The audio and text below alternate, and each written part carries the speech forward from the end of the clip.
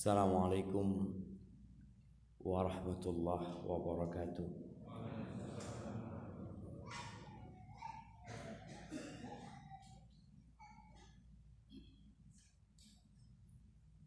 Alhamdulillah, segala puji bagi Allah Azza wa Jalla, alladzi hadana li hadza wa ma kunna linahtadiya laula an hadana Allah, yang telah memberikan hidayahnya kepada kita sehingga kita bisa datang ke rumah Allah, bisa sholat subuh berjamaah. Kita tahu dengan sabda Rasul sallallahu alaihi wasallam, athqalus salati 'alal munafiqin salatul isya wa salatul fajr. Salat yang paling berat dilakukan bagi orang-orang munafik adalah salat isya dan salat subuh secara berjamaah. Makanya orang yang bisa bangun salat subuh ini benar-benar mendapatkan karunia Allah Azza wa Jalla. Bicara 2 rakaat yang sebelum subuh,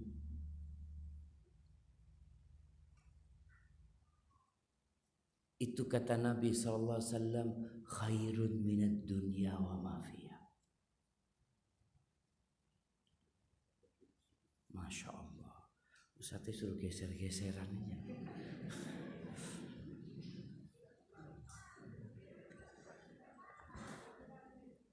Kok bukan kameranya yang digeser, Ustaznya yang digeser.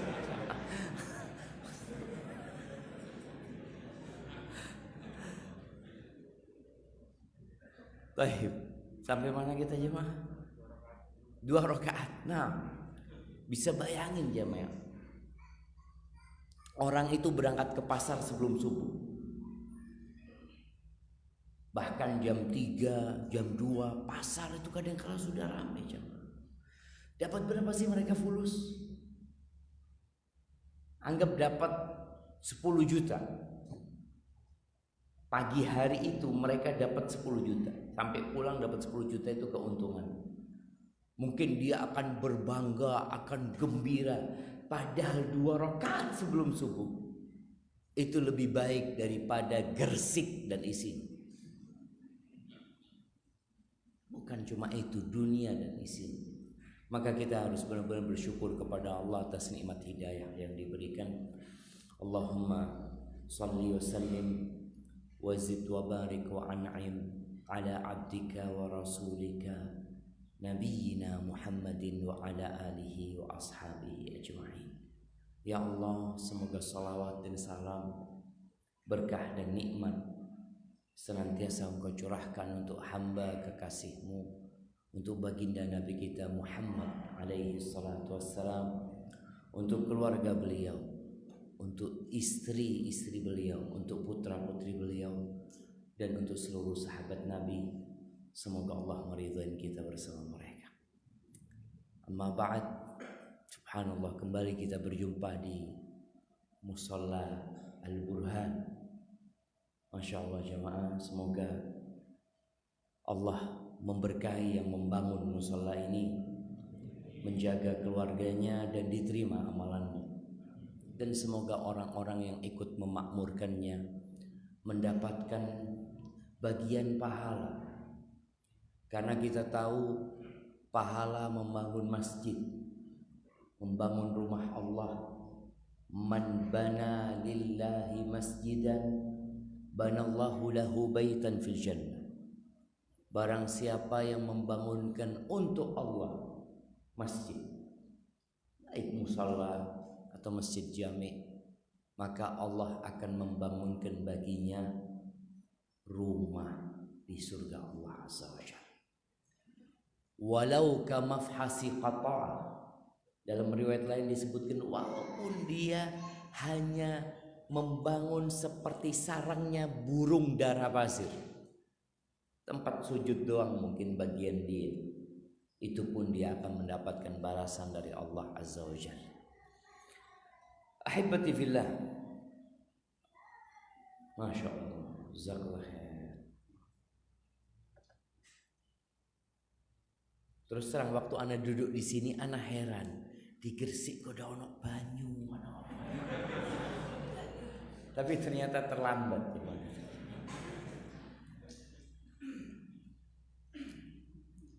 Baik, ahibati fillah.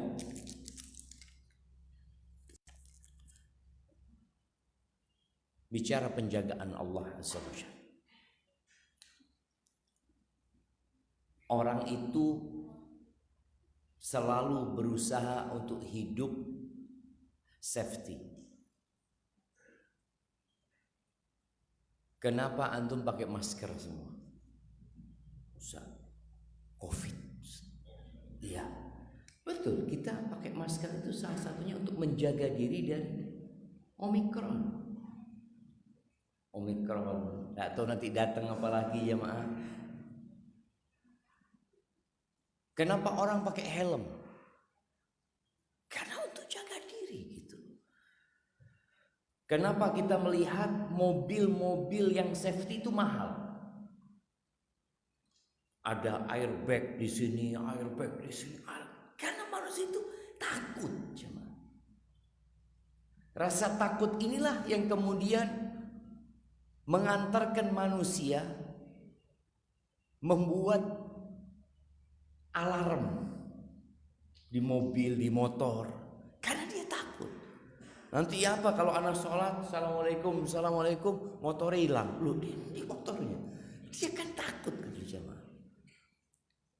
Membuat orang membikin gembok. Kok bisa orang mikir bikin gembok, bikin kunci? Bahkan kita lihat ada yang menarik di Mushola Burhanin.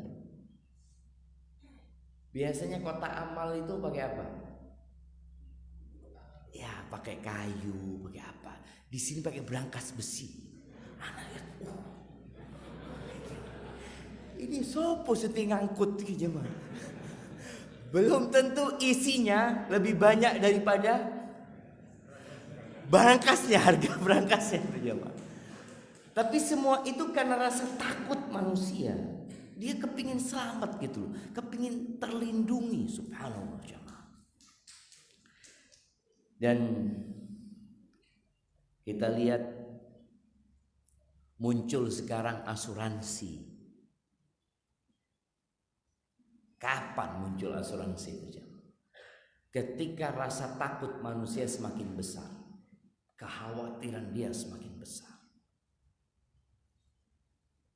Pernah ada tukang becak mengasuransikan becaknya aja. Ini kalau beset akan diganti itu. Enggak ada. Jadi manusia semakin kaya, semakin dibuka pintu rizki, rasa takutnya itu semakin besar. Bahkan anaknya diasuransikan. Di barat itu tambah ngawur-ngawur yang diasuransikan. Semoga Allah memberikan hidayah kepada kita semua. Jemaah rahimakumullah. Boleh kita mencari sarana-sarana perlindungan, penjagaan itu boleh. Ada orang yang kalau ngambil uang dari bank, dia dijaga sama polisi karena jumlah uangnya banyak, boleh. Ada orang yang di rumahnya dipasangi CCTV,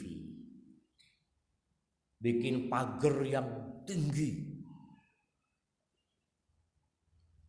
bayar satpam, CCTV satpam, pagarnya tinggi, ada aliran listrik pagarnya. Kemudian masih takut, ya apa nanti kalau CCTV-nya dimatikan? Bagaimana kalau nanti satpamnya dibungkam? Akhirnya kasih anjing. Segala hal dia lakukan supaya dia hidup aman. Bahkan sebagian orang itu bikin bunker. Di beberapa negara itu takut nuklir, takut apa. Fadl, silahkan. Engkau melakukan sebab-sebab itu. Tapi ketahuilah, setiap selesai sholat, apa yang kita katakan? Allahumma antas salam wa minkas salam tabarakta ya dzal jalali wal ikram. Ya Allah, engkaulah pemberi keselamatan, yang memberikan perlindungan, yang memberikan penjagaan. Itu siapa? Engkau ya Allah. Wa minkas salam. Keselamatan itu dari mana? Makanya kadang-kala kita melihat ada sebuah mobil yang sudah canggih, jemaah, yang katanya dia itu kalau mau nabrak berhenti dulu. Kan ada sekarang mobil itu seperti itu. Ternyata tabrakan, ringsek, mati semua. Tapi ada orang yang naik motor nggak ada safety-nya. Ya sudah, mobil sudah lama ditabrak, selamat. Siapa yang menyelamatkan ini? Dan siapa yang menyebabkan itu tewas satu keluarga? Allah Rabbul Alamin. Maka tatkala kita yakin bahwa yang memberikan penjagaan, memberikan perlindungan adalah Allah Azza wa Jal, maka kita akan cari perlindungan kepada Allah Azza wa Jal. Bukan berarti kita menyepelekan sebab, bukan. Tapi sebab ya tetap sebab. Siapa yang menciptakan sebab? Allah Azza wa Jalla. Maka jangan bergantung kepada kunci ganda. Sudah saya kunci ganda Pak Ustaz, aman. Saya pasang alarm. Ternyata motornya diangkut ke pickup. Siapa yang tahu antum? Antum lihat sekarang pencurian sapi ya, itu dimasukkan di mobil Avanza. Orang mikir kan aman, tidak ada insyaallah. Penjagaan di kampung itu ada daerah Lumajang apa, itu banyak pencurian sapi. Jadi kalau ada pickup masuk itu diperhatikan. Bukan pickup yang masuk, Avanza. Itu sapi masuk semua Avanza. Maka kita jangan bergantung kepada sebab. Lakukan sebab, tapi hati kita bergantung kepada Allah Rabbul Alamin. Ahibati billah, di surat Yusuf kita tahu cerita bagaimana anak-anaknya Nabi Yakub ini merayu bapaknya supaya melepaskan Nabi Yusuf untuk bermain bersama mereka. Bapaknya sudah nggak enak, ngelihat gelagat kakak-kakaknya Nabi Yusuf ini, udah nggak enak. Tapi ya seorang ayah akhirnya melepaskan anaknya, dan dia yakin Allah yang akan jaga anak. Apa yang terjadi? Hilang Nabi Yusuf. Dicari nggak ada. Bahkan anak-anak itu mengatakan dimakan serigala. Dia datang dengan bajunya Nabi Yusuf. Kata Allah, bidamin kadzib, bohong. Tapi Nabi Yakub menyerahkan kepada Allah Azza wa Jalla. Udah, singkat cerita, hilang Nabi Yusuf. Bertahun-tahun, puluhan tahun. Tapi Nabi Yakub tahu anaknya dijaga sama Allah Azza wa Jalla. Sampai suatu hari, setelah 30 tahun kemudian kira-kira, saudara-saudaranya Nabi Yusuf ini mau bawa Binyamin, adiknya Nabi Yusuf, mau dibawa ke Mesir untuk ya minta bantuan makanan. Apa kata Nabi Yakub? Ini akan ada peristiwa lain nih yang mungkin terulang kembali dengan Nabi Yusuf, yang terjadi dengan Nabi Yusuf alaihissalam. Di ayat 64 di surat Yusuf, Nabi Yakub mengatakan, qala hal amanukum alaihi illa kama amintukum ala akhihi min qabl. Apakah aku akan merasa aman dengan kalian berkaitan dengan Benyamin ini, sebagaimana aku percaya sama kalian waktu itu dengan Nabi Yusuf.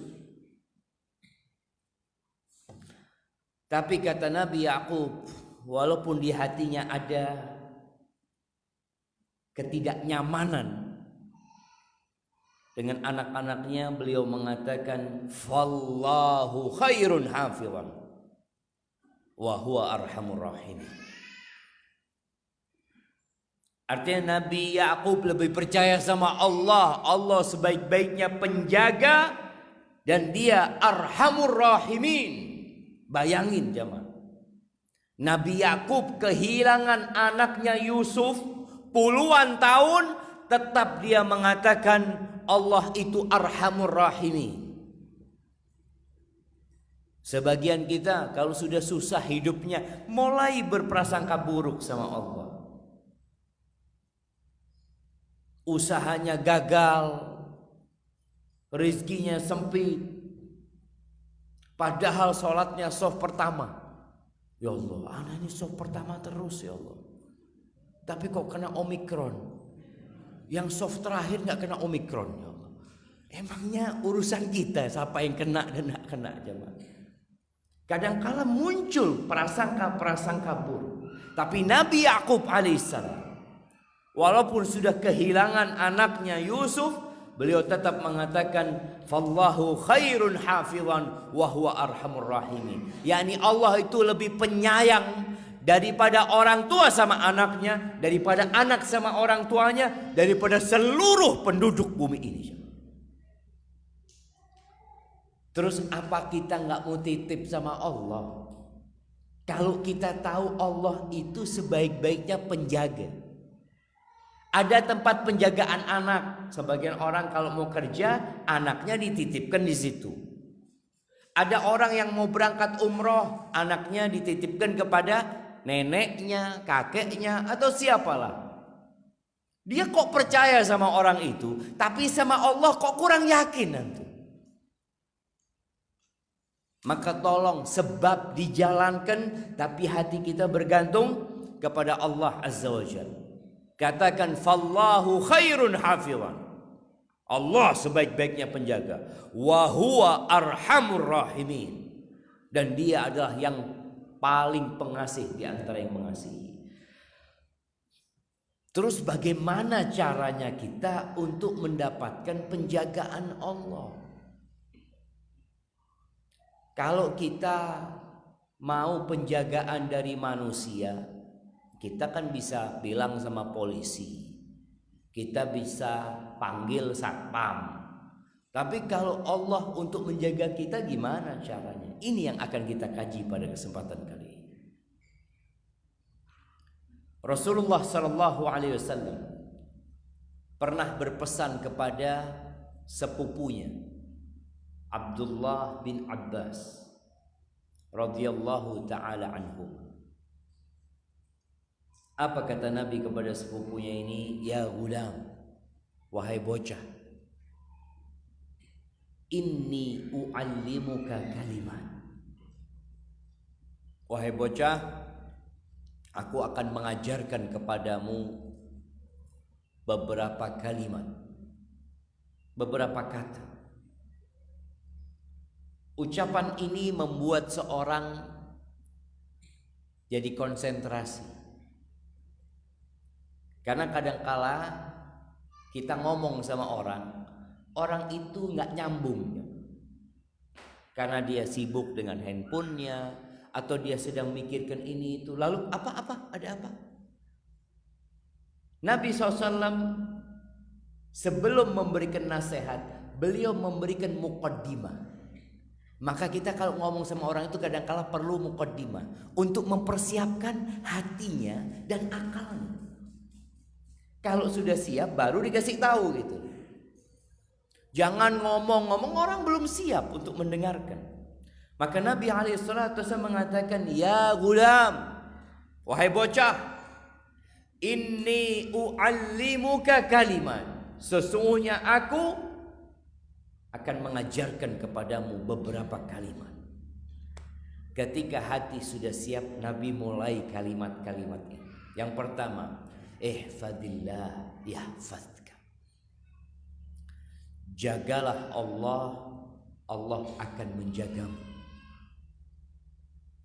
Yang ingin dijaga Allah, jaga Allah azza wajalla. Ihfadillah tajidhu tujahak. Jagalah Allah, engkau akan menghadapi Allah, atau engkau akan mendapatkan Allah di hadapanmu. Kapan engkau butuh sama Allah, Allah hadir. Allah akan membantu, Allah akan melindungi. Syaratnya engkau jaga Allah. Jadi yang kedua ini penekanan dari Nabi SAW dan penjelasan bagaimana penjagaan Allah buat kita. Kita kalau punya masalah ini dan itu, kita jadi ingat sama fulan. Oh, anak telepon fulan gitu. Insya Allah fulan bisa bantu. Sebagian kita seperti itu. Anaknya sakit, parah, kritis. Oh, anak punya kenalan dokter fulan, ada rumah sakit yang paling bagus. Kemana Allah azza wa jalla? Kenapa kita nggak langsung mengatakan ya Allah? Kenapa kita nggak langsung membacakan surat Al-Fatihah, ruqyah buat anak kita? Kita ini benar-benar lebih bersandar kepada sebab, jemaah, daripada kepada pencipta sebab itu, Allah Rabbul Alamin. Terus kata Nabi SAW, idza sa'alta fas'alillah. Kalau engkau mau minta sesuatu, mintalah kepada Allah. Ajarkan kepada anak kita, kalau mau minta sesuatu, minta sama Allah. Nah, kadangkala ayah, aku kepingin motor, aku kepingin sepeda, aku kepingin ini, aku kepingin ini. Nah, engkau kalau kepingin apa-apa, minta sama Allah saja. Engkau berdoa, nak, minta sama Allah agar Allah memberikan rizki, menggerakkan hati bapak. Bapak bisa beli hadiah buat engkau. Tapi kalau mintanya sama siapa? Sama Allah. Ini bocah jemaah, diajarin sama Nabi SAW tentang tauhid. Sebagian kita masih ada yang mencari rizki di tempat-tempat pesugihan. Masih ada. Padahal Nabi mengajarkan, engkau mau minta apa sih? Kepingin rizkinya luas, kepingin usahanya lancar, kepingin anaknya diterima di sekolah favorit, minta sama Allah Azza wa Jalla. Wa idza sta'anta fasta'in billah. Kalau engkau hendak meminta pertolongan, engkau butuh dengan bantuan, mintanya sama siapa? Sama Allah Azza wa Jalla. Allahumma a'inni ala dzikrika wa syukrika wa husni ibadati.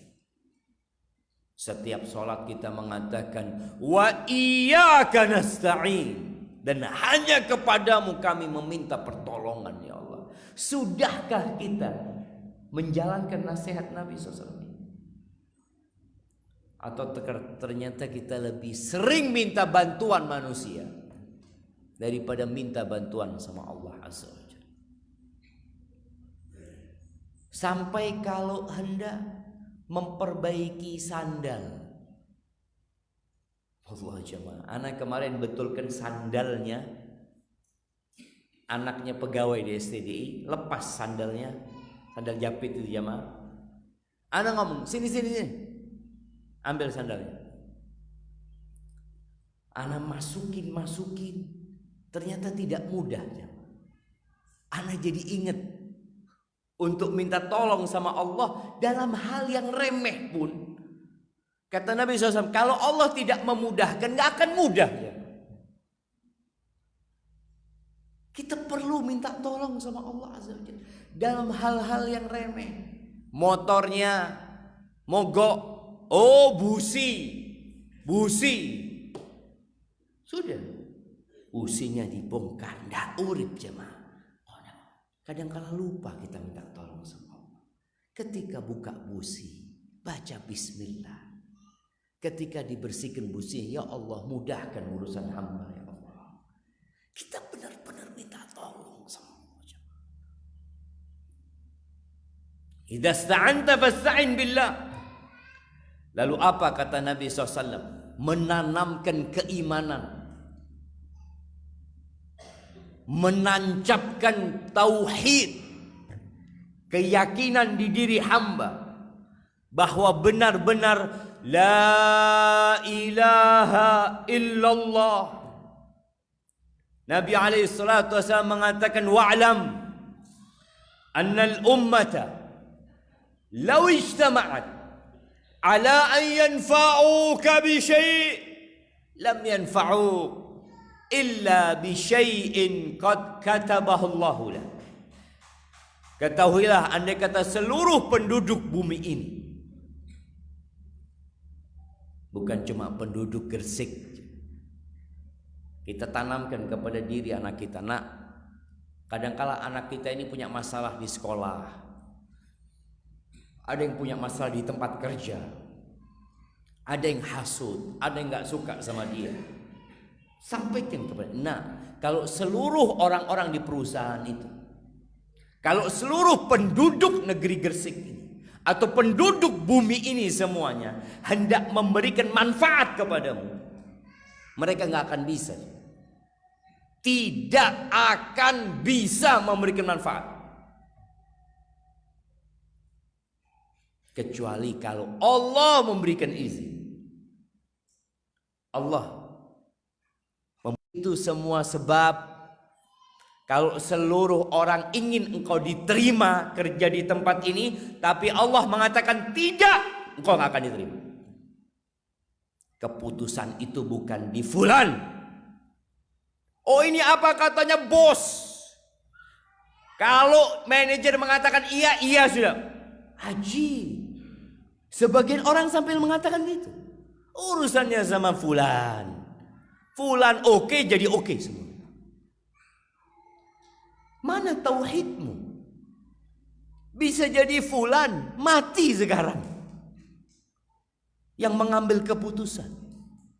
Boleh jadi dia kena stroke dan dia tidak bisa mengambil keputusan. Maka ingat, Allah. Walau ijtama'u ala an yadurruk bi syai'. Andai kata mereka kumpul untuk memberikan bahaya kepadamu, untuk menyakitimu, untuk mengganggumu, lam yadurruk. Mereka tidak akan dapat memberikan bahaya kepada dirimu kecuali Allah sudah menentukannya untukmu. Jadi semuanya bergantung sama Allah. Bahkan jamaah Nabi di akhir hadis mengatakan rufi'atil aqlam wa jaffatis suhuf. Pena itu sudah diangkat. Artinya Allah sudah mencatat takdir kita 50.000 tahun sebelum penciptaan langit dan bumi. Dan lembaran untuk menulis itu udah kering. Hadis rawahu Tirmidzi. Kemudian di riwayat Imam Ahmad, Nabi alaihi salatu wasallam mengatakan, ihfadillah tajidhu amama. Jagalah Allah, engkau akan mendapati Allah di depanmu. Kapan engkau punya perlu sama Allah, Allah akan selalu hadir, membantu dan menolong. Ta'arraf ila Allah fir raha, ya'rifka fi syiddah. Nih, ini salah satu proses kalau engkau ingin dijaga sama Allah. Kenalkan dirimu kepada Allah ketika senang. Allah akan kenal sama engkau ketika engkau susah. Sebagian kita kalau susah ada di soft pertama, jemaah. Ana bukan ngomong yang soft pertama susah semuanya, enggak jemaah. Bukan, tapi ada orang-orang yang kalau susah itu Masya Allah. Soft pertama, belum azan sudah di masjid.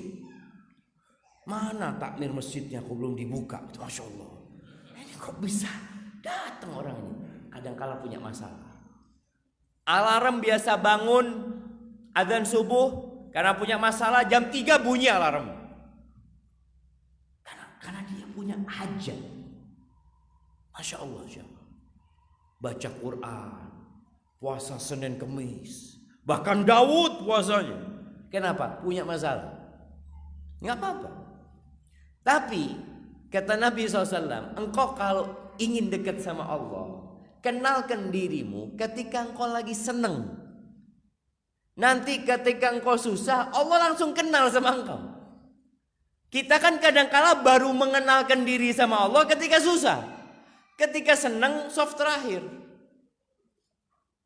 Pengajian online. Ketika susah offline datang dia, enggak, ana datang. Pahalanya lebih besar. Masya Allah. Maka kalau engkau ingin dikenal Allah ketika susah, kenalkan ketika engkau sedang senang. Ketika punya rezeki, ingat sama Allah Azza wa Jalla. Ingat sama keponakannya, ingat sama rahimnya, dia sambung silaturahim dengan harta tersebut. Bukan mikir kesenangan dia. Sebagian kita punya rezeki berpikir ganti mobil, ganti motor, ganti handphone. Engkau kenal sama dirimu sendiri. Engkau kenal sama Allah dengan makhluk-makhluk Allah itu.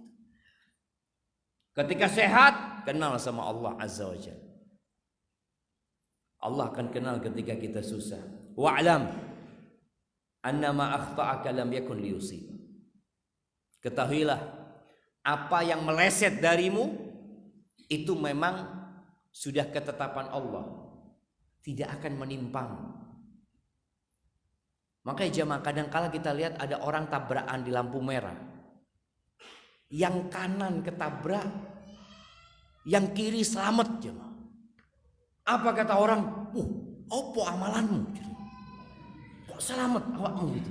Dia tanya amalannya apa? Udah Allah takdirkan dia memang gak kena. Jadi bukan karena amalannya. Bisa jadi yang tertabrak ini amalannya lebih banyak. Boleh jadi Allah memberikan musibah kepada dia dengan seperti itu, supaya dia mati dapat pahala syahid. Siapa yang tahu? Jadi jangan kita kalau selamat itu jamaah, oh iya, alhamdulillah Ustaz, ayat kursi gak pernah putus Ustaz. Ada yang ayat kursi gak pernah putus, ya meninggal juga gitu jamaah. Tapi supaya kita gak ujub jamaah. Supaya kita, apa selamat? Ya sudah Allah yang nyelamat, no, gitu loh. Bukan karena saya, bukan. Tapi karena Allah yang menyelamatkan. Ya sudah takdirnya. Kamu kok bisa diterima di sekolah favorit kata dia. Oh iya, saya Senin Kemis Pak. Senin Kemis. Saya Daud terima. Ya Allah. Ini Senin Kemis diterima, yang satu Daud diterima. Jemaah, ini sudah Allah kasih gitu loh. Maka tatkala seorang yakin sama Allah, semua sudah ditetapkan, gak ada perasaan ujub tadi. Sudah Allah yang menetapkannya. Wa ma asabaka lam yakun liyukhti'a. Yang menimpamu itu enggak mungkin meleset darimu. Maka jangan pernah mengatakan, oh andai kata saya tadi enggak keluar rumah ya, andai kata saya enggak lewat jalan sana, kan saya kan enggak tabrakan. Andai kata saya tadi itu sholat duha dulu, saya kan enggak tabrakan. Soalnya tabrakan itu jam 6.15 menit, Soal. Cuma anak berangkatnya. Yang menimpamu itu gak akan pernah meleset.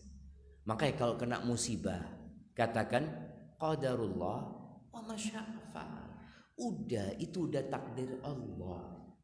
Dan Allah berbuat apa yang dia kehendaki. Makanya orang-orang munafik, ketika mereka tidak mau ikut berjihad di jalan Allah, karena dia takut mati. Kalau perang nanti mati. Kata Allah, kalau Allah tentukan engkau mati di medan perang, engkau akan keluar ke sana. Dan kita tahu bagaimana Khalid bin Walid yang dia cerita tentang dirinya, di tubuhku ini nggak ada satu daerah, satu area sejengkal pun kecuali ada bekas luka aja. Imma tebasan pedang, imma anak panah, imma tusukan tombak. Jadi jangan dipikir Khalid ibn Walid radhiyallahu taala anhu itu kebal. Jangan pikir, oh ana mau penjagaan dengan kebal supaya tahan. Khalid bin Walid penuh luka tubuhnya. Apakah Nabi kita Muhammad alaihi salatu wasallam kebal? Luka Nabi perang Uhud sallallahu alaihi wasallam, patah giginya alaihi salatu wasallam. Supaya kita tahu mana penjagaan Allah dan mana penjagaan yang bukan dari Allah azza wajalla. Ketika Khalid mengatakan dia mau mati sudah jemaah. Dia mengatakan la namat a'yunul jubana. Semoga gak bisa tidur para pengecut itu kata dia. Ha anadha. Ni aku sekarang amutu kama yamutu thawr. Aku sekarang mau mati seperti matinya sapi jantan. Padahal Khalid perang enggak berhenti berperang, tapi enggak mati-mati di medan perang. Kenapa? Karena belum waktunya. Kalau takdirnya mati di ranjang, ya mati di ranjang. Walaupun tiap hari berangkat perang. Tapi orang pengecut kan nanti gimana kalau saya mati? Loh, kalau engkau waktunya mati, ya mati. Kalau waktunya hidup, maka di sini beriman dengan takdir Allah Azza wa Jalla menyebabkan hidup kita tenang. Kita akan menjadi seorang yang pemberani. Karena kita yakin semua sudah ditetapkan sama Allah Azza wa Jalla. Ana hanya menjalani sebabnya. Mereka pakai baju besi. Rasulullah SAW ketika perang Uhud, beliau pakai baju besi double jam. Supaya kita nggak nyalahkan sebab juga. Kalau gitu buat apa pakai masker? Oh, pakai masker sebab, nggak apa-apa gitu. Pakai masker, hand sanitizer, tafadhol, nggak ada masalah gitu. Tapi hatinya jangan bergantung sama sebab. Kita bergantung sama Allah Azza wa Jalla. Lalu Nabi alaihissalatu wasallam mengatakan wa'lam anna an-nasra ma'as sabri. Ketahuilah bahwa pertolongan Allah, kemenangan itu bersama kesabaran. Artinya ada usaha kita. Kalau mau menang ya sabar. Kalau mau sukses ya sabar. Orang-orang sukses itu enggak langsung sukses. Makanya antum kalau ketemu orang sukses, jangan tanya tentang dia sekarang. Tanya, sampean kok bisa kayak gini, gimana ceritanya? Yang pertama katakan alhamdulillah, yaitu sudah semua takdir Allah Azza wa Jalla. Tapi ada sebabnya. Apa sebabnya? Kata Nabi SAW, ma'as sabri, sabar. Orang yang sukses urusan dunia, ya sabar jemaah. Wa annal faraja ma'al karb, dan bahwasanya solusi itu akan datang bersama ya bencana dengan petaka. Jadi kita yakin ketika ada petaka, ada masalah, ada solusi. Karena Allah berjanji itu. Wa anna ma'al usri yusra, dan bersama kesulitan ada kemudahan. Orang kalau yakin dengan kalimat-kalimat yang Nabi SAW ajarkan ini, maka insya Allah dalam kondisi seperti apapun dia akan tetap berbaik sangka sama Allah Azza wa Jalla, dan dia akan selalu dalam penjagaan Allah Azza wa Jalla. Ahibati fillah. Jadi menjaga Allah adalah dengan menjaga perintahnya. Menjaga larangannya jangan dilanggar. Menjaga aturan-aturan Allah Azza wa Jalla, hukum-hukum Allah Azza wa Jalla dijaga. Karena kadangkala dalam kehidupan rumah tangga terjadi keributan gara-gara mereka tidak menjaga Allah Azza wa Jalla. Sang suami tidak menjalankan tugasnya, dan sang istri tidak memberikan hak-hak suaminya. Ini bicara kalau ingin rumah tangga yang harmonis. Ya apa Ustaz ya, kepingin rumah tangga yang dijaga sama Allah, ya jaga Allah Azza wa Jalla. Ingin dilindungi Allah dari berbagai masalah, jaga Allah Azza wa Jalla. Dengan menjalankan perintahnya, menjauhi larangannya. Allah Azza wa Jalla secara khusus menyuruh kita menjaga salat. Apa kata Allah di surat Al-Baqarah ayat 238? Hafizu ala salawat. Hafizu, jaga salat ini. Bukan hanya kerjakan salat. Sebagian kita cuma ngerjakan salat tapi tidak menjaga salatnya. Dijaga dari yang membatalkannya, dijaga dari yang merusaknya. Kita tahu ada bunga, bagus itu bunga, nggak dijaga, 2 hari kemudian kita lihat layu itu bunga jemaah. Kenapa? Oh nggak dijaga, maka perlu penjagaan. Sholat kita pun seperti itu. Ada orang yang sholat masuk neraka, sholat masuk neraka. Fawailun lil musallin. Wail buat orang sholat. Ini orang sholat, wail masuk neraka. Kenapa? Nggak menjaga sholatnya. Dia hanya sholat saja. Alladzina hum fawailun lil musallin alladzina hum an sholatihim sahun. Dia sholat kalau punya waktu. Kita lihat orang-orang kalau kerja dijaga, jam kerja nggak pernah telat dia jamaah. Makanya kenapa sebelum jam 7 biasanya ramai jalanan itu? Karena orang-orang menjaga pekerjaannya, menjaga jabatannya, menjaga tugasnya dia, dijaga sama dia. Sholat gak dijaga? Tolong dijaga. Sholat ini dari sisi rukun, syarat, wajibnya dijaga, kekhusyuannya juga dijaga. Wassolatil wusta.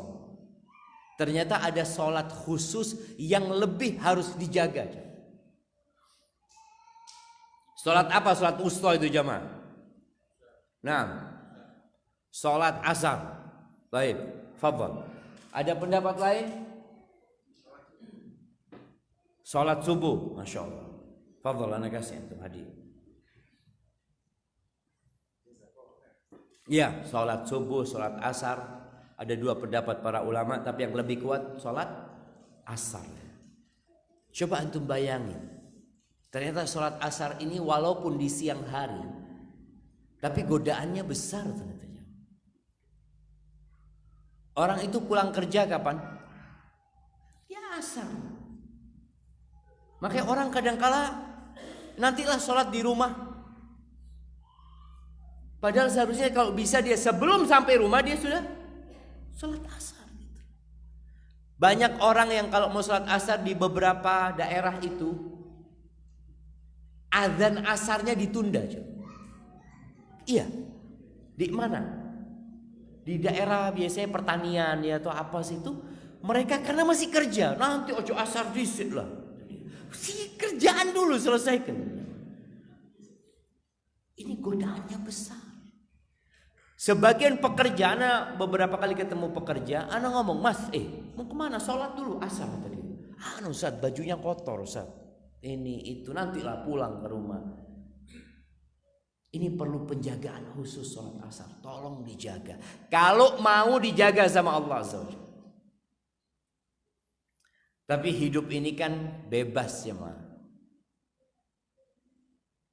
Kata Allah, "Faman syaa'a falyu'min wa man syaa'a falyakfur." Yang mau beriman monggo, yang mau kafir silahkan. Allah nggak butuh sama kita. Cuma kita bicara ini bagaimana kita dijaga sama Allah Azza wa Jalla. Kita sedang mencari penjagaan Allah Azza wa Jalla. Kemudian yang perlu dijaga secara khusus kepala kita dan panca indera yang ada di kepala ini jemaah. Indera-indera kita yang ada ini perlu dijaga secara khusus. Kemudian perut dan yang di bawah perut. Kata Nabi alaihi salatu wassalam dalam hadis yang riwayatkan Imam Tirmidzi, ketika beliau mengatakan kepada para sahabatnya, istahyu minallah haqqal haya, malulah kalian kepada Allah dengan malu yang sebenarnya. Apa kata para sahabat radhiyallahu anhum? Wallahi inna lanastahi ya Rasulullah. Wahai Rasulullah, kita malu ya Rasul. Kita malu sama Allah. Kemudian Nabi mengatakan kepada para sahabatnya, apa sih malu kepada Allah yang sebenarnya? Beliau mengatakan al-istihya minallah haqqal haya. Malu yang sebenarnya itu adalah antahfadzar ra'sa wa ma wa'a. Malu yang sebenarnya itu adalah menjaga kepala dan isinya ini. Menjaga pandangan mata. Kalau ada perempuan lewat, dia tundukkan pandangan matanya. Dia tidak melihat. Kadang-kala di handphone lagi geser-geser, tahu-tahu ada yang lewat jemaah, yang terlarang, jangan berhenti. Astagfirullah. Berhenti, astagfirullah. Iya jemaah. Ini terjadi. Jadi godaan sekarang menjaga kepala dan isinya ini berat sekarang.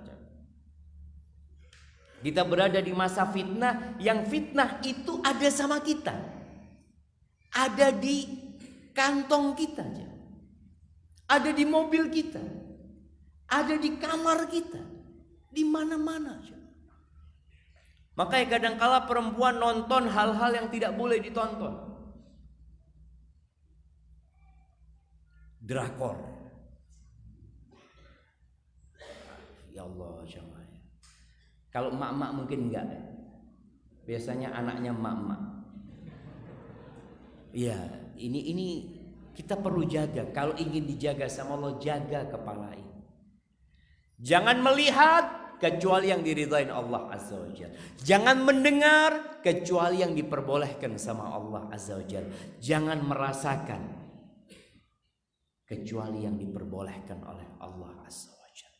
Itu malu sama Allah dengan sebenarnya. Loh kok disebut malu? Iya, yang ngasih mata siapa? Allah. Yang ngasih telinga siapa? Allah. Masa enggak malu engkau? Dikasih sama Allah, kemudian engkau bermaksiat kepada Allah dengan apa yang Allah berikan kepada. Ya, kalau ada orang dikasih motor sama bosnya, dikasih rumah sama bosnya, dinikahkan sama bosnya, datangnya telat-telat ke kantor. Kata bosnya, engkau nggak malu gitu. Itu semua fasilitas dari aku gitu. Ini Allah kasih semua fasilitas sama kita, ternyata kita gunakan yang nggak pantas. Kemudian wa antahfadzal batna wa ma hawa. Engkau menjaga perutmu dan yang di bawah perutmu itu dijaga. Jangan sampai masuk ke perutmu yang haram. Jangan sampai kemaluanmu digunakan dalam yang terlarang. Makanya ketika seorang punya nafsu, salurkan ke tempat yang halal. Dengan menikah, yang sudah punya istri, salurkan ke istri. Bagaimana Rasul sallallahu alaihi wasallam mengatakan, wa fi bud'i ahadikum shadaqah. Mendatangi istri kalian itu ada pahala sedekah. Jadi seorang suami ketika mendatangi istrinya boleh dia mengatakan yuk kita sedekah. Itu termasuk sarana mendekatkan diri kepada Allah, menjaga Allah. Itu para sahabat heran dengan ucapan Nabi SAW. Kok bisa ya Rasulullah? Ayati ahaduna syahwatahu wa yakunu lahu fiha ajr. Ya Rasulullah, Seorang di antara kita menyalurkan syahwatnya dapat pahala. Kok bisa dapat pahala gitu? Padahal dia nyalurkan syahwatnya.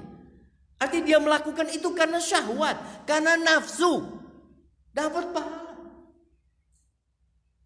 Apa kata Nabi SAW?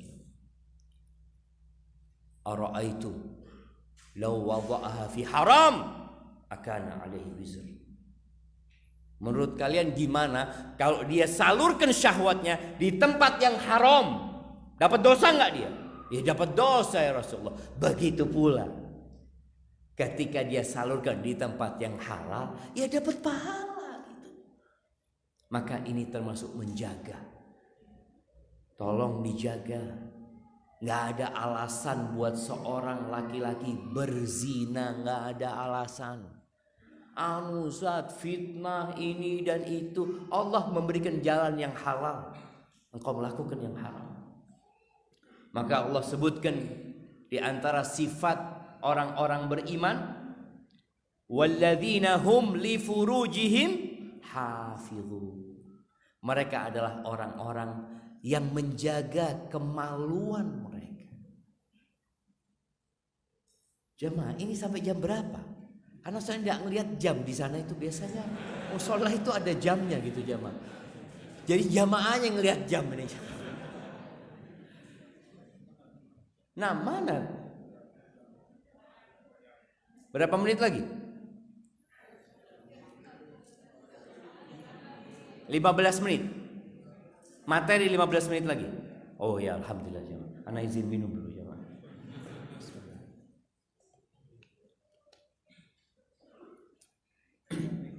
Waalaikumsalam warahmatullahi wabarakatuh. Masya Allah, barakallahu fikum. Hayakumullah. Barakallahu fikum. Kemudian jamaah, ada sebuah hadis yang diriwayatkan Imam Bukhari berkaitan dengan menjaga. Apa kata Nabi SAW? Man yadmanu li ma baina lihyaihi wa ma baina rijlaihi adman lahul jannah. Ini jaminan. Jaminan dari Nabi SAW. Barang siapa yang menjaminkan buat aku yang di antara dua rahangnya. Apa yang di antara dua rahang kita? Lisan. Tadi menjaga kepala termasuk menjaga lisan. Yang menjamin menjaga lisannya. Dan menjaminkan buat aku yang di antara kedua kakinya. Kemaluannya, adman lahul jannah. Aku jaminkan surga. Tolong dijaga. Berat jemaah. Jadi nggak ada sesuatu yang lebih pantas untuk dipenjara. Dipenjara lama lebih daripada lisan kita. Makanya ustadz itu kalau banyak ngomong banyak salah. Makanya harus selalu berhati-hati. Apalagi kalau kita ngomongnya kadang-kala ke timur ke barat. Ngobrol dari habis isya sampai malam. Kita lihat banyak kafe-kafe yang buka habis isya. Ini mungkin kita bisa beri arahan kepada mereka. Kalau buka kafe ba'dal maghrib, isya tutup. Loh, kenapa? Nabi SAW itu membenci tidur sebelum isya dan ngobrol setelah isya. Kenapa? Kalau orang ngobrol ba'dal isya itu nggak ada waktu berhentinya aja. Kalau ngobrol ba'dal maghrib dengar adzan, adzan berhenti. Tapi kalau ngobrolnya ba'dal isya, kapan dia berhenti? Subuh. Kalau enggak ngantuk yang membuat mereka berhenti. Maka hati-hati. Jaga lisan kita dan jaga kemaluan kita. Kemudian ahibati fillah, kalau kita menjaga Allah Azza wa Jalla dengan melaksanakan perintahnya, menjauhi larangannya, menjaga aturan-aturan dan hukumnya, Allah akan berikan penjagaan kepada kita dua model penjagaan. Yang pertama adalah penjagaan dalam keimanan kita. Dan ini penjagaan yang penting, jemaah. Orang kalau kehilangan motor, insya Allah dia bisa beli yang lebih bagus.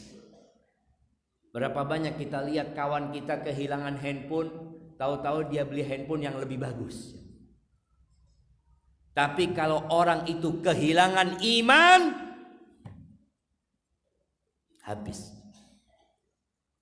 Mau kaya raya, kata Allah, ulaika kal an'am.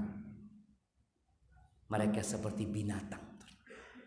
Orang kalau sudah kehilangan keimanan, kata Allah, innal ladzina kafaru yatamatta'un wa ya'kulun kama ta'kulul an'am wan naru mathwal lahum.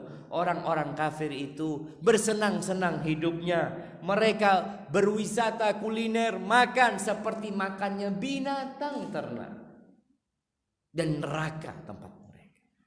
Maka ini penjagaan keimanan.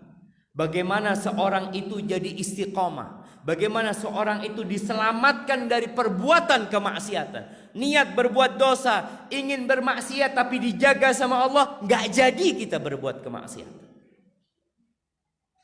Ini penjagaan Allah yang paling penting buat kita, buat anak kita. Anak-anak kita memang mungkin bukan orang kaya, memang bukan orang sukses, mungkin tidak dipandang sama masyarakat, tapi mereka dijaga sama Allah dalam keimanan mereka. Urusan dunia, kata Nabi SAW, innallaha yu'ti dunya man yuhibbu wa man la yuhib. Allah berbagi dunia ini kepada semua orang. Allah suka sama orang, Allah kasih dunia. Allah nggak suka, Allah kasih dunia.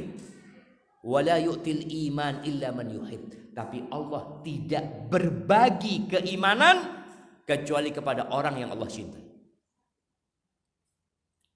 Kalau antum dijaga bisa sholat malam, Masya Allah. Makanya bagaimana ketika seorang mengadu kepada salah satu ulama ussalaf, kepada Sufyan ats-Tsauri atau yang lainnya, dia atau Fudail bin Iyad, dia mengatakan, aku ini kok nggak bisa sholat malam gitu loh. Orang-orang bisa sholat malam, bangun sebelum subuh, mereka bisa 11 rakaat, bisa 9 rakaat, bisa 7 rakaat, bisa 3 rakaat, ana wala rakaat. Kenapa gitu aku? Padahal alarm sudah hidup, kopi sudah di termos. Kalau main nonton bola bangun, kalau sholat nggak bisa bangun. Bayangin ada orang seperti itu. Dia kalau nonton bola, ya Allah, tangan nobar. Antum bisa ngelihat orang-orang itu nobar jam 3 malam, jam 2 malam, nobar, sehat. Tapi coba Mas Ayu tahajud enggak sih. Kenapa nih orang nggak bisa sholat malam? Karena nggak dijaga sama Allah. Karena dia nggak menjaga Allah Azza wa Jalla. Maka dikatakan kepada dia, kabbalatka dzunubuka. Engkau tuh nggak bisa sholat malam karena dibelenggu dengan dosa-dosamu gitu. Berapa banyak orang yang nggak bisa sholat ke masjid padahal rumahnya dekat masjid. Yang 100 meter dari masjid bisa ke masjid, yang 10 meter dari masjid gak ke masjid. Kalau secara logika, lu seharusnya yang gak ke masjid itu yang 100 meter, kan jauh. Atau yang 500 meter. Karena ada orang-orang yang tidak dijaga sama Allah. Maka bentuk penjagaan Allah, dan ini penjagaan yang paling kita perlukan adalah iman kita dijaga. Kita dijauhkan dari perbuatan-perbuatan maksiat. Kita benci dengan perbuatan dosa. Tuh di antara doa Nabi SAW, Allahumma habib ilainal iman wa zayyinhu fi qulubina. Ya Allah, cintakan kepada kami iman, dan hiasi iman itu di dalam dada kami, ya Allah. Jadi senang dengan ketaatan. Wa karrih ilainal kufra wal fusuqa wal isyan waj'alna minar rasyidin. Dan bencikan kepada kami kekufuran, kefasikan, dan kemaksiatan, dan jadikan kami orang-orang yang mendapatkan petunjuk. Allah waliyul ladzina amanu yukhrijuhum minadh dhulumat ilan nur. Allah itu kekasihnya orang-orang yang beriman. Apa yang Allah lakukan? Allah mengeluarkan orang-orang beriman itu dari kegelapan menuju kepada cahaya. Ini salah satu penjagaan Allah Azza wa Jalla. Model penjagaan yang kedua adalah penjagaan dalam fisik kita, dalam raga kita, yang kita lebih sering peduli dengan itu. Perempuan-perempuan peduli dengan penjagaan wajahnya. Kenapa? Banyak tempat apa? Perawatan wajah. Dia ingin dijaga supaya tetap muda umpamanya, nggak ingin penyakitan. Yang tua-tua kepingin juga supaya terus sehat fisiknya, terus bisa mendengar, bisa melihat, bisa berbicara. Bagaimana kepingin dijaga anak-anaknya sukses dalam urusan dunianya, itu juga Allah akan berikan. Kalau kita menjaga Allah, Allah akan jaga iman kita, akan jaga dunia kita. Bagaimana Allah menjaga Nabi Ibrahim ketika dilemparkan ke api? Apa yang diucapkan Nabi Ibrahim waktu dilemparkan ke api? Siapa yang tahu? Angkat tangan, baru jawab. Ya naru kuni bardan wassalaman ala Ibrahim. Itu Allah katakan kepada api. Tapi yang Nabi Ibrahim katakan apa? Apa yang Nabi Ibrahim ucapkan? Ini berikan kepada beliau. Nah, jamaah, apa yang diucapkan Nabi Ibrahim waktu dilemparkan ke api? Itu Nabi Adam. Nah, iya, doanya Nabi Adam itu, Rabbana zalamna anfusana. Nabi Ibrahim, jamaah.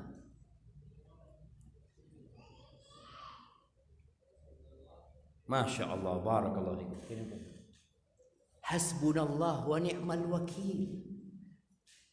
Itu dikatakan oleh Nabi Ibrahim ketika dilemparkan ke api. Ini cerita Nabi kita Muhammad alaihissalatu wassalam. Hasbunallah wa ni'mal wakil. Cukup Allah. Allah sebaik-baiknya penolong. Cukup Allah.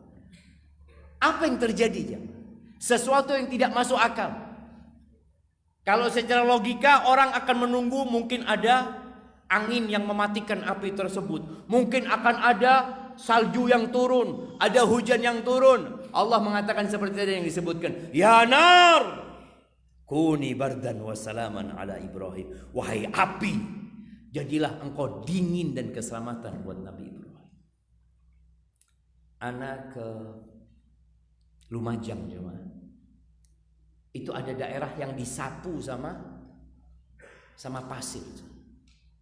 Tapi ada satu rumah yang selamat. Siapa yang menjaga? Allah. Maka ini bentuk penjagaan Allah, di mana fisiknya Nabi Ibrahim dijaga sama Allah, imannya Nabi Ibrahim dijaga sama Allah Azza wa Jalla. Kemudian kalau kita melihat di surat, waktunya habis ya, masuk ke sesi tanya jawab.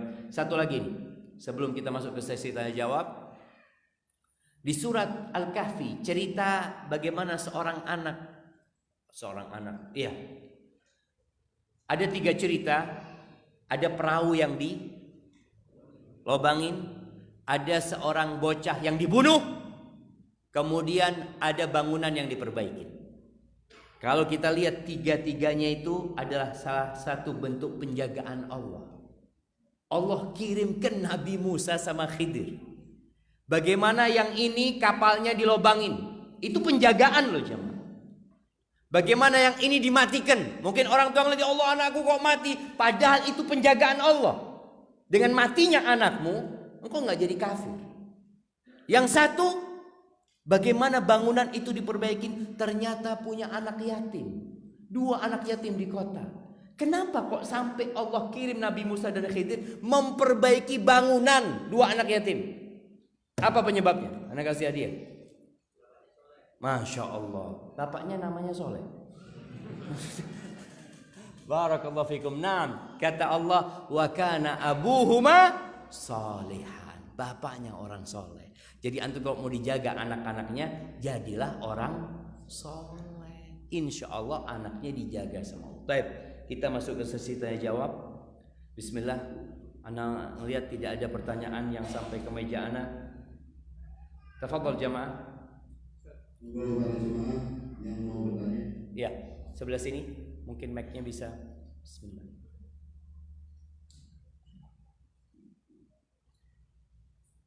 Assalamualaikum warahmatullahi wabarakatuh. Waalaikumsalam warahmatullahi wabarakatuh.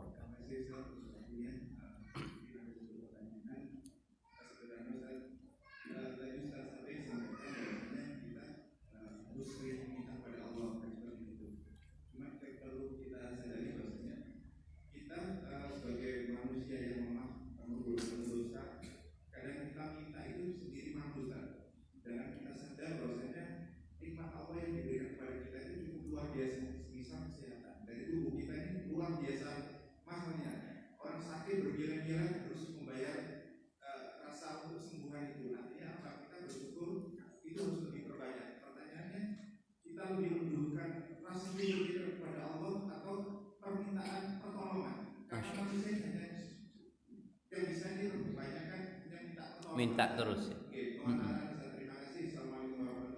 Waalaikumsalam warahmatullahi wabarakatuh. Nah, jemaah, menarik sekali pertanyaan ini ya. Berkaitan dengan kita mau minta terus sama Allah, malu Ustaz. Allah sudah kasih banyak sama kita. Yang pertama, ketahuilah, meminta itu ada adabnya, ada etikanya. Maka dianjurkan ketika mau minta itu disuruh memuji Allah. Kenapa Rasul sallallahu alaihi wasallam mengajarkan kepada kita, tatkala ada seorang sahabat tahu-tahu minta langsung sama Allah.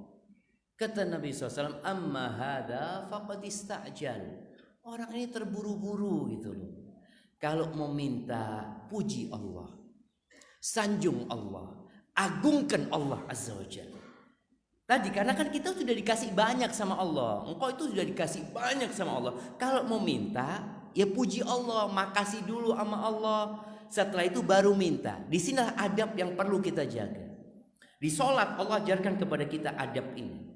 Sebelum kita mengatakan ihdinas siratal mustaqim, apa yang kita katakan? Alhamdulillahirabbil alamin, arrahmanir rahim, maliki yaumiddin, iyyaka na'bud wa iyyaka nasta'in, baru minta. Maka hendaklah tatkala kita berdoa tadi adabnya. Kemudian yang kedua, berkaitan dengan kok mau minta tolong terus sama Allah. Allah itu suka dengan hamba yang suka meminta. Jadi kita kalau sering minta sama Allah Azza wa Jalla, Allah itu semakin sayang sama hambanya. Kenapa? Karena hamba ini menunjukkan kebutuhan dia sama Allah. Dia tidak bersandar kepada dirinya sendiri. Maka kita lihat Rasulullah SAW, orang yang paling banyak berdoa itu Nabi SAW. Hanya saja tolong jangan cuma minta dunia. Allah menyebutkan dua jenis manusia. Faminan nas may yaqulu rabbana atina fid dunya. Ada sebagian orang itu kalau doa mintanya dunia, minta sehat, minta kesuksesan, minta kelancaran. Apa kata Allah? Fama lahum fil akhirati min khalaq. Akhirat enggak dapat apa-apa engkau. Kalau doanya cuma urusan dunia. Tapi wa minhum man yaqulu rabbana atina fid dunya hasanah wa fil akhirati hasanah wa qina adzabannar. Maka jadilah orang yang kalau minta sama Allah minta segalanya. Dan kata Nabi sallallahu alaihi wasallam, laisa syai'un akramu 'ala Allah minad du'a. Ini ketahuilah kita supaya kita enggak malu minta sama Allah. Tidak ada sesuatu yang lebih mulia di sisi Allah daripada doa. Jadi semakin sering hamba ini berdoa, semakin Allah cinta. Tapi tolong tadi adabnya, dipuji Allah. Kalau tahu banyak dosanya, istighfar dulu, jangan langsung minta.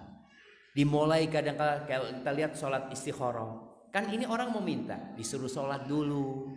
Kemudian memuji Allah, Allahumma inni astakhiruka bi'ilmik wa astaqdiruka biqudratik fa innaka taqdir wa la aqdir wa ta'lam wa la alam wa anta 'allamul ghuyub. Jadi puji Allah, panggil Allah dengan asma'ullahul husna.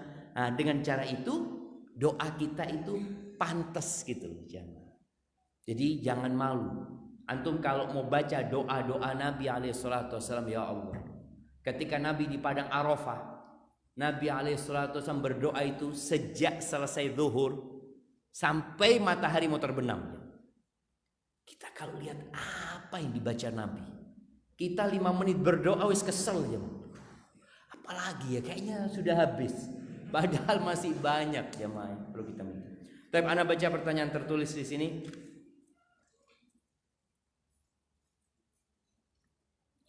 Bagaimana sikap ana ketika menjumpai imam sholat yang menjamak sholat ketika hujan gerimis? Ya kalau antum mau jamak, tafadhol. Jadi jamaah memang Rasul sallallahu alaihi wasallam itu pernah menjamak sholat maghrib dan isya tanpa ada hujan, tanpa ada yang menakutkan. Ini dalam hadis riwayat Imam Muslim, hadis Ibnu Abbas atau Ibnu Umar. Ditanya, kenapa Nabi melakukan hal itu? Liya'laman nas anna laisa fi dinina haraj. Agar orang tahu bahwasanya agama kita ini enggak ada yang sulit. Boleh jadi itu imam ketika sholat karena gerimis, dia berpikir biasanya bentar lagi deres. Karena kadangkala awalnya kan gerimis, tapi kadangkala asar sudah mulai zuhur dia lihat gerimisnya, biasanya hujannya sampai asar biasanya Ustaz. Mungkin itu. Maka antum mungkin bisa tanya sama imamnya. Pak Imam, kenapa kok kan gerimis ya?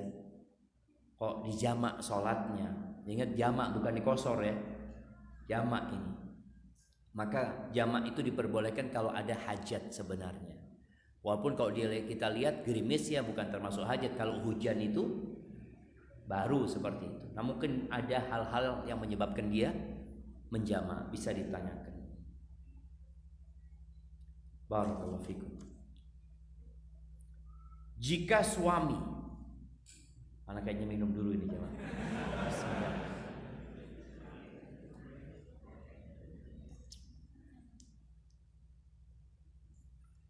Jika suami setelah melihat wanita lain kemudian menyalurkan hasratnya ke istrinya, tetapi suami masih membayangkan wanita lain, apakah berdosa?